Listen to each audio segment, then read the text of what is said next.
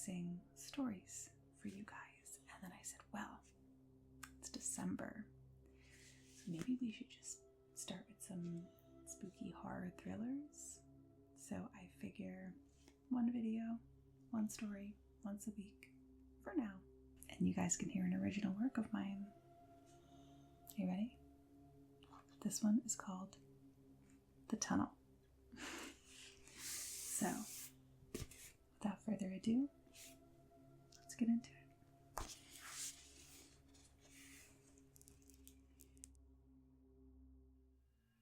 Charlie stirred, immediately noticing a musty, earthy smell around her. When she tried to move her arms to sit up, she noticed that her hands were bound together in front of her. She managed to wriggle herself up to her feet, but where was she? She looked around, trying to see as a head-splitting migraine made itself known, and all she could see in either direction was nothing. Blackness. The ground was hard and dirty, concrete, but so were the walls and the ceiling. It was freezing. She was definitely underground. That much she knew. There was a light fixture right above where she had been laying, giving off a low yellow glow, but she couldn't see more than a foot in any direction, even with the light, and there was no other light. Looking down, she saw two things laying on the ground that had been next to her: a tiny pocket mirror and a small flashlight, which she tried. It worked. Barely. The weak beam of light flickered, and she gave it a smack that made it lock itself into a solid beam of light. She then awkwardly picked up the mirror next to it, her hands still bound tightly, and slipped it into the front pocket of her shorts. It was then that she noticed her legs were not only just filthy, but also covered in sticky smears of blood. Charlie pointed the flashlight at them the best she could to determine if it was her blood or not, but with the awkward grip she had on the flashlight, she couldn't really tell. Her adrenaline was pumping too hard to feel any pain other than the headache. Her first instinct was to scream for help, but she thought better of it, not knowing who or what was down there with her. Besides, her panicked, labored breathing and whimpering cries were probably loud enough to be echoing quite far already.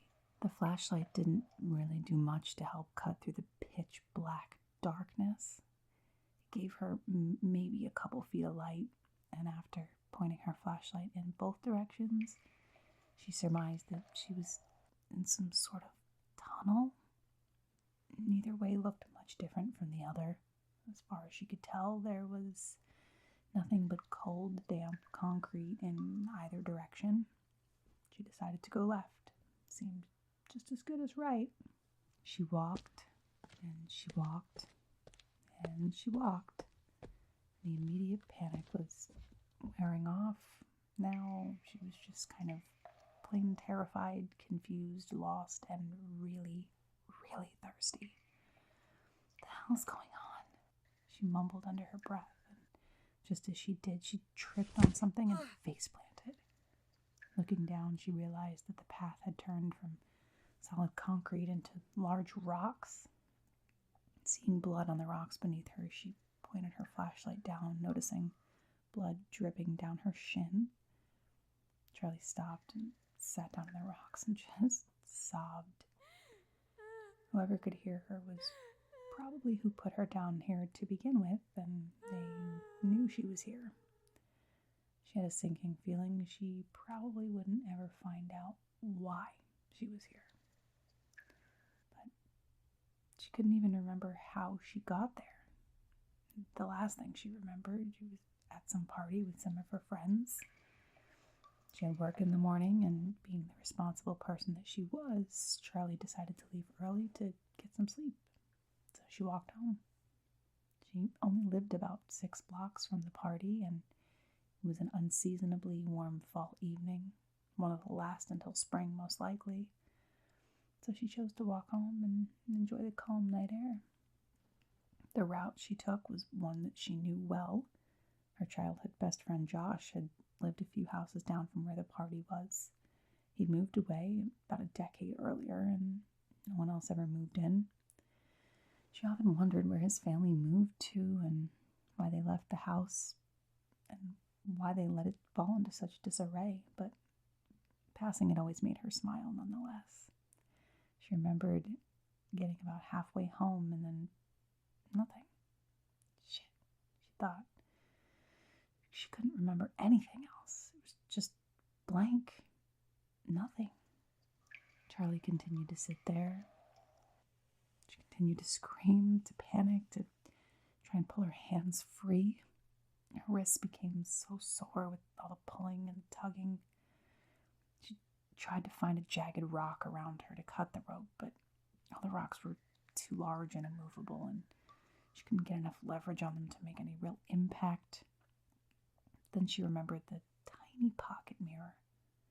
She fumbled it out of her pocket and tried to pry the mirror off the round plastic base that it was affixed to. No luck.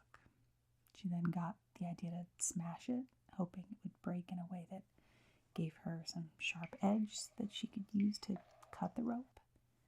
But before she did, she looked into the mirror. She noticed a cut across her forehead, a split lip. She touched each of them gently, and the tears welled up in her eyes again.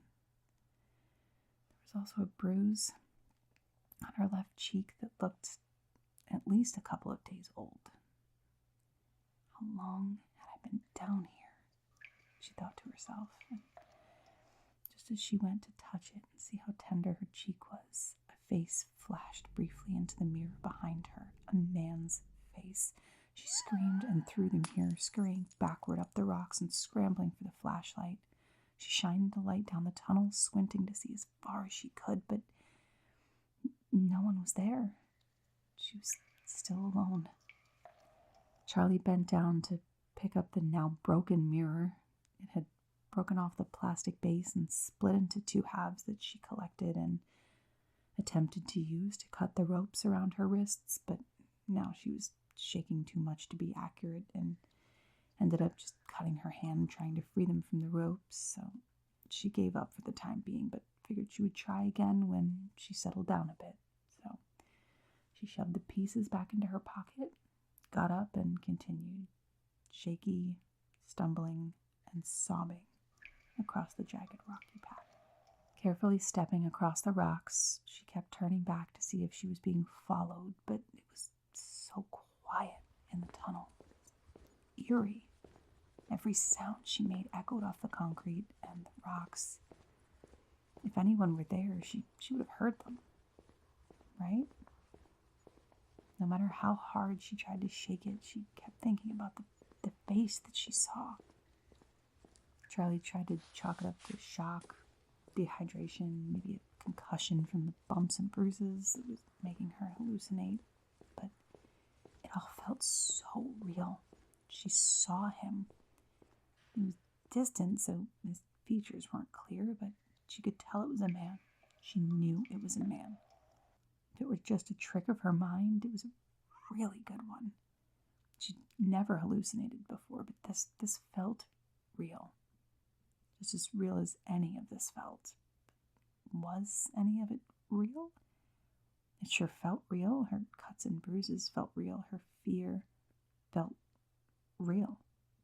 Eventually, she'd gone so far down the rocky tunnel that it turned from jagged rocks back into flat, damp concrete. She had no idea how far she'd gone or how long it had been. She was tired and she was thirsty, but she'd calmed enough to sit down and try her restraints once again. So Charlie pulled out one of the broken mirror pieces and started trying to cut her hands free once more. It didn't take long before she was able to cut through the rope with only minimal nicks to the skin around them, and she pulled her hands free, wringing them around her wrists, reveling in their newfound movement. All of a sudden, she heard a sound from further down the tunnel. Charlie shot back up and stood paralyzed, just waiting to see someone. But she didn't. No one emerged from the darkness. She didn't hear anything else except her own heart pounding. She was frozen in that spot for what was likely a few minutes before she even felt comfortable enough to move again. She kept her eyes peeled wide for anything. Charlie knew she wasn't alone down there. She knew whoever put her down there was probably stalking her, watching, waiting. For what? She didn't know. She just knew she had to keep moving. There must be a way out somewhere. She was determined to find a way out. The tunnel took a jog to the left and then started to curve around to the right. It was the first break in the straight line she'd been traveling since she'd awoken. As she rounded the bend, she saw something. The bottom of a shoe laying on its side. She stopped dead in her tracks. She couldn't tell if it was just a lone shoe or if it was on someone, but she approached it slowly nonetheless.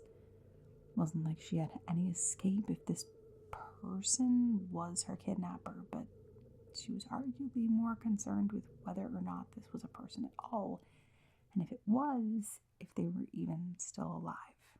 She crept around the bend, inching slowly, trying to quiet her breath the best she could. As more of the shoe became exposed, she realized that it was, in fact, attached to someone. She gave their foot a little kick with hers, and nothing. They didn't move at all. Her heart sank. What condition was this person in? Worse than her? Charlie knew she couldn't handle being trapped on here with a dead body. After everything she'd been dealing with, this just might send her over the edge. She moved closer, a bit more quickly than before, growing less scared of being attacked and more anxious to find out if this person was, in fact, okay or not. As the figure of this person came into her view, she noticed it was a man, looked to be around her age. He was certainly not awake. He did look surprisingly better than she did. He was certainly dirty and had a couple of scratches on his legs. His cheek had a gash that wasn't actively bleeding anymore, and some of his clothing was torn. She wondered if he maybe had a head injury that she couldn't see. She didn't know why he was clearly not awake. She took notice that there wasn't any blood pool near his head to indicate that anything catastrophic had happened to him. She leaned over and extended a hand slowly toward him. "Hey, are you okay?" she asked in a whisper as she shook his shoulder gently. "Nothing." "Hey, can you hear me?" Charlie asked, shaking him a little bit harder and speaking a little bit louder. "Nothing." Again. Charlie moved her hand to his chest to see if his heart was still beating. It was. She gave him one final shake, almost yelling this time, "Hey, can you hear me?" All of a sudden, she felt his muscles tense beneath her hand, and she pulled it away, quickly standing up and backing away from him. She was so worried that he was dead, she hadn't really thought about what to do if he was still alive. The man rolled forward slightly, anchoring himself on his hands and knees. He opened his eyes and looked up at Charlie. They made eye contact, his face clearly showing discomfort. Then he leaned over and emptied the contents of his stomach onto the cold, wet ground. Charlie just stood there, staring at him, unfazed, just a few feet away. The man took his shirt off and used it to wipe his mouth before tossing it to the side and pulling himself into a seated position with a fair bit of difficulty. "Who are you?" he asked, his head dropping onto his arms that were folded over his bent knees. "Who are you?" "Where are we?" the man asked back, abandoning his original question and ignoring her response. "I was hoping you knew, but judging by the fact that you were just passed out on the floor a few seconds ago, it seems like we're in the same boat. And also keep your voice down," Charlie whispered. "Why?" he asked. "Shh. Are you here voluntarily? Because I, for one, did not sign up to be kidnapped and thrown into a cave, and I certainly don't want whoever put us down here to hear us." Well, whoever put me down here put me in this spot, and they know I'm here at least, he said. Have you been in here a while? Do you remember where you were before you got here? Do you have any idea who put us here? Charlie asked. Calm down. I just woke up and hurled my guts out over there, he said, pointing to his right. How are you not more panicked? Charlie asked in frustration, raising her voice slightly. Of course I'm panicked, but I'm sure I'll be just as freaked out about it all in a few minutes when my head stops spinning. I don't remember what I remember at the moment. What do you know? He asked. Nothing. I woke up what was probably a few miles back that way, Charlie said, pointing down the tunnel back the same way she came. And I got up and walked until I ended up here. Wait, she said, thinking about the items she was left with. She started searching the ground near him, and when she came up with nothing, she started patting his pockets. Hey, what the hell are you doing? Shh. They left me with a flashlight and a mirror. I was just checking to see if they left anything with you. They? Yes, they. Whoever put us down here. Why would they give you a flashlight and a mirror? He asked. I don't know, but they did. And my hands were bound. Yours aren't bound. Her voice trailed off. For the first time, she considered that this guy may not just be another person that was kidnapped, and her heart dropped into her stomach, making her take another couple of steps back into the darkness. What are you scared of me? You just woke me up. My ankle's messed up. Do I need to reference the vomit again? How the hell do you think this is my doing? You're the only person I've seen down here. And, he asked, looking up at her. And in the mirror they gave me, I saw... You saw what? She hesitated. Hello, you saw what? He asked again. I saw a man's face, she blurted. My face? No, I don't know. I couldn't tell who it was. It was dark, it was fast. Well, that doesn't help us. Also, how could I have been behind you miles ago while simultaneously being passed out down here? I guess you couldn't, Charlie said. Great, now that that's sorted, do you have any idea how we get out of here? No, I just kind of picked away and went. I had nothing to go off of, she said. All right, well, can you help me up, and I guess we'll just continue that way. She walked back over toward him and leaned down to offer him a hand. He used it to help pull himself up to standing, clearly favoring one of his legs. Is it broken?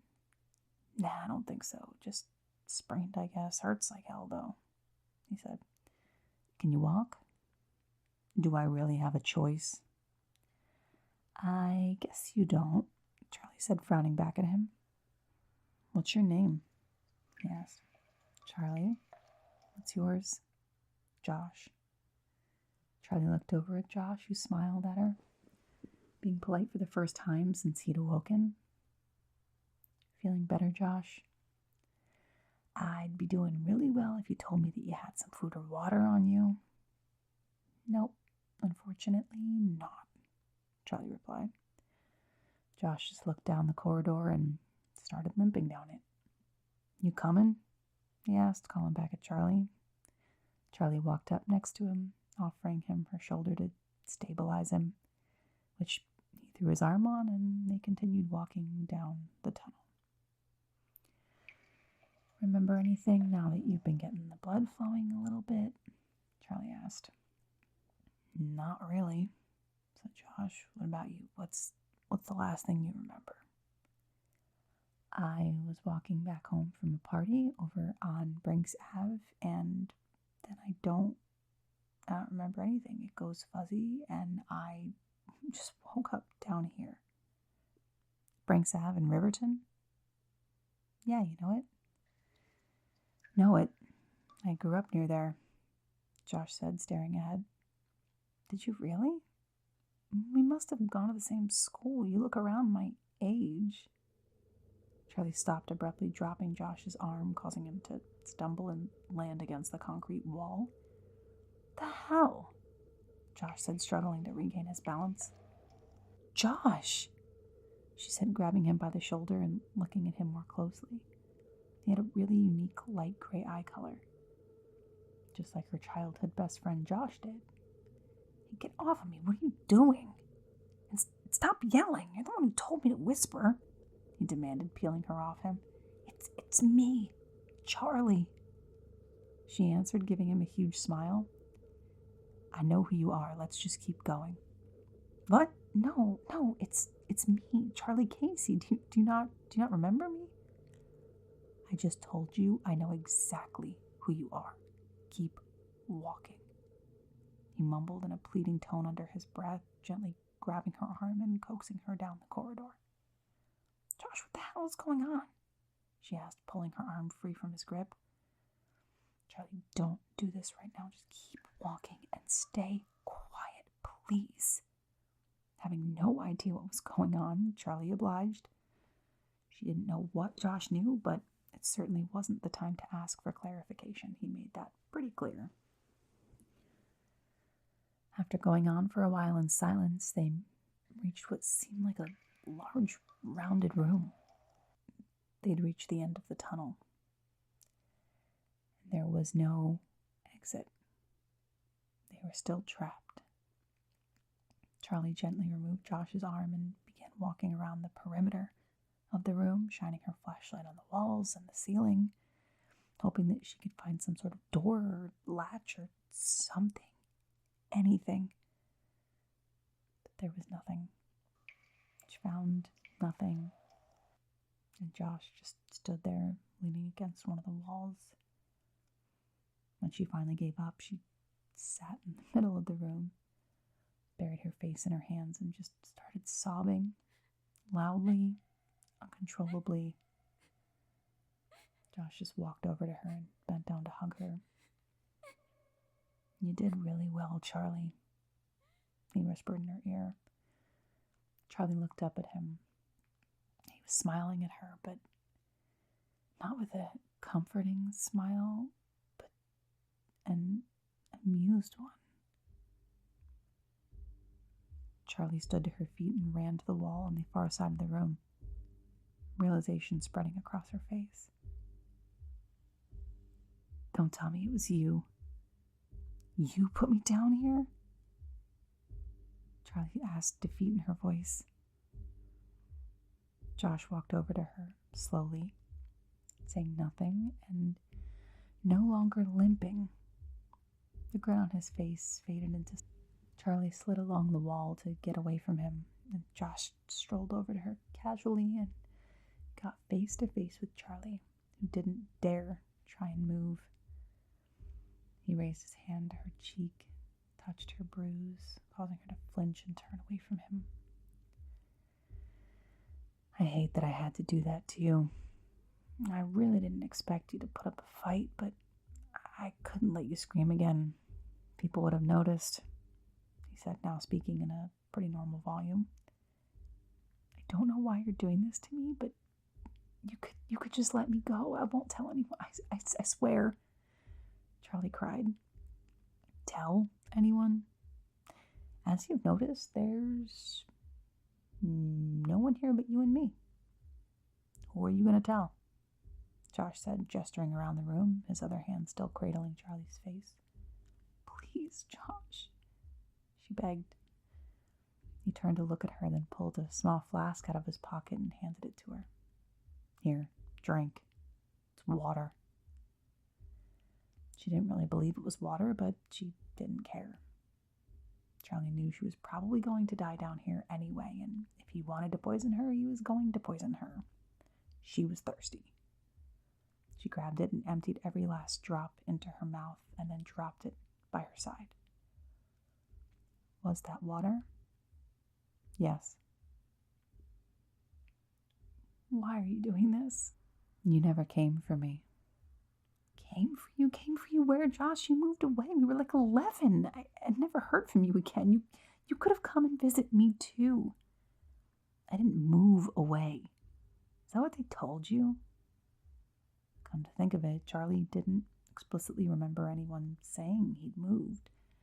Everyone just kind of assumed it. He never came to school again, and his mom stopped showing up to neighborhood book clubs and school meetings.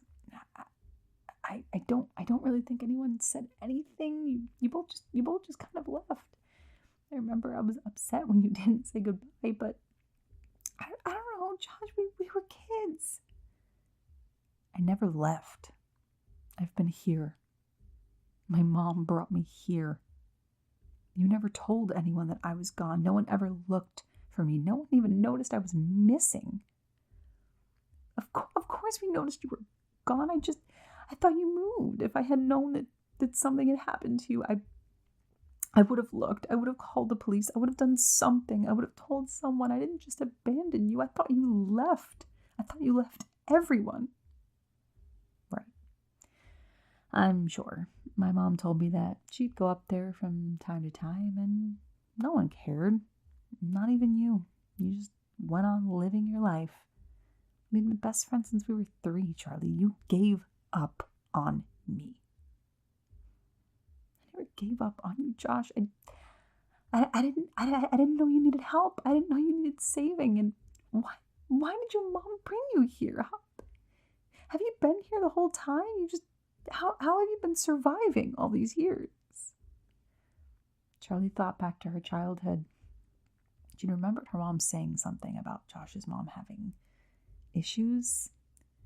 She never really knew what that meant, and honestly, she was too young to have asked any follow-up questions. Charlie did recall her sleeping a lot when she'd be over at their house, and she also yelled quite a bit when she would be awake. Josh often fed himself frozen food and snacks. Charlie hadn't really ever thought critically about it. They were just kids, but it was all hitting her now.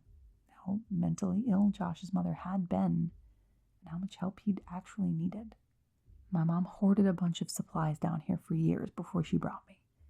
Plus, I have access to the surface. Despite what you think, there is a way out. You just can't find it unless you know where to look. Where exactly is here? Where are we? Charlie asked. Don't worry about it. Where is your mom now, Josh? Dead. Charlie immediately felt the water that she just drank rise up into her throat, and she choked it back down audibly. She knew the answer to that before she asked it, but she felt she needed to ask it anyway. Did you? Did Josh? Did you? Yeah, said Josh, staring into her eyes with no emotion. Are you gonna? She couldn't say it, but she knew he understood. Of course not, Charlie. You're my best friend. I wouldn't ever do anything to hurt you. Okay, are you gonna let me go? No. We're gonna play. Charlie didn't answer. She stayed pressed against the wall. She could barely even cry anymore. She was going into shock. She knew she would have to find a way out, or that she would die down here. Josh took his hand slowly off her face, picked up her hand with it, placing it on his chest. You always did love to play tag, and now I'm it, he said. Charlie didn't move a muscle. She just stood there, her hand still on Josh's chest, just waiting for him to say anything. Then he leaned down into her ear and whispered,